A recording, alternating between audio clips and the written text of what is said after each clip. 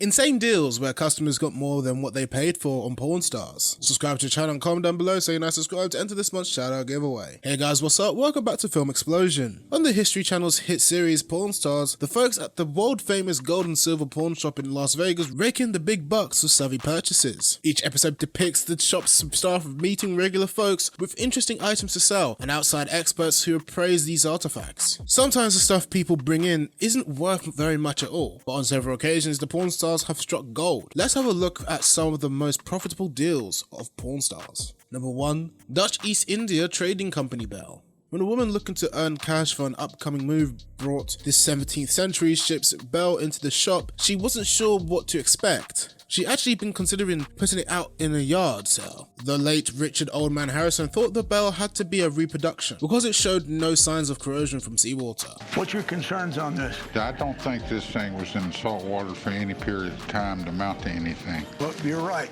90% of all shipwrecks are in shallow water. In fact, most of them are sticking up. You know, they hit the reef and they pretty much stay there. However, the expert they brought in confirmed that it was indeed a shipwrecked bell from 1602 and was worth at least $15,000. The Harrisons quickly struck a deal with the bell's owner.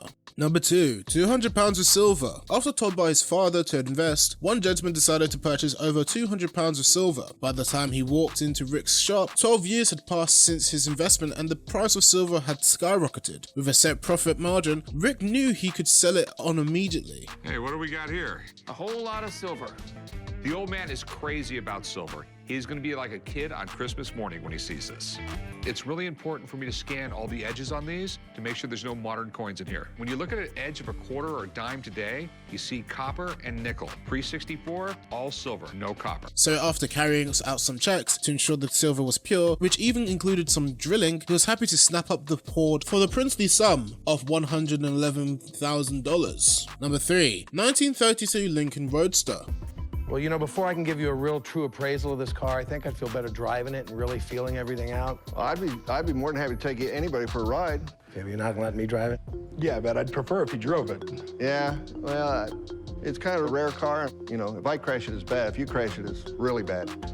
The convertible was created with one thing in mind: luxury. With this 150 horsepower V12 engine, it was more powerful than most cars of its era. So when Rick and the old man went to check out an exceptionally maintained 32 Roadster, they knew they had to go big if they wanted to ride off with this vintage beauty. In the end, it was $95,000 big, paid in cash, which the owner then pushed back over the counter to buy $95,000 in gold. Number 4. 1715 Spanish Fleet Gold Coin. In 1750, a Spanish fleet carrying millions of pesos worth of gold and silver left Cuba on a trip to Spain, but was hit by a hurricane and sank to the bottom of the ocean off the coast of Florida. Lucky customer Jody inherited an exceptional gold coin from the shipwreck and was looking to earn $2,000 for it. At first, Rick Harrison thought the coin was in too good of condition to be genuine, but the expert confirmed that it was an 8 Escudos coin, minted in Lima, Peru. Coins back then were weird.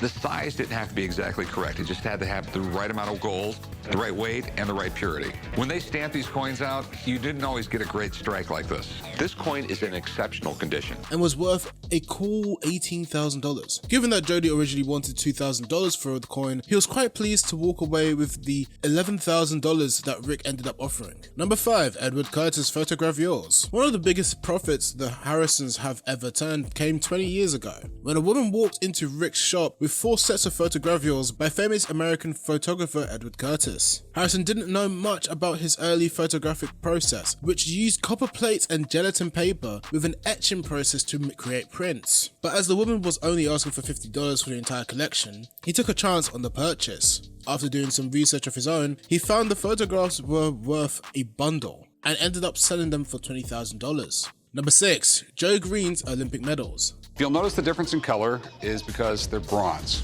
Bronze is a combination of copper and tin. Unfortunately, there's no exact formula, so you can have like 5% tin all the way up to 15 or 20% tin. When Olympian jumping Joe Green came upon hard times in the late 90s, he needed money and fast. He ended up turning to Harrison's shop and selling his Olympic bronze medals from the 1992 and 1996 games. While the long jump star regrets his decision, Rick assured him that he would never sell the medals in case Green ever wanted to buy them back, despite their $30,000 value. Number 7. 1961 Gibson SG Les Paul guitar. This custom guitar belonged to American guitarist Mary Ford, who was the wife of legendary guitarist Les Paul. From 1950 to 1954, Mary and Les co-wrote 16 top 10 hits and sold millions of records. Les's solid body guitar design also effectively changed the sound of rock music, already a rare guitar made even more valuable with its actual connection to Les Paul. If I find the right auction, the auction's gonna be expensive. Okay, well, if you want to pay 90, you can have it. All right, $90,000. Deal. All right, write it up. Come on, man, we got a lot of paperwork to do. This would become Rick's largest guitar buy of his career. After the owner's initial ask for £100,000, Rick did well to snap it up for a meager $90K. This brings us to the end of our video. I hope you enjoyed it. Hit like if you did, and don't forget to subscribe to our channel so you don't miss out on any of our videos in the future. Also, watch the 2 videos out on your screen because I'm sure you'll love them. With that, I'll see you in the next video.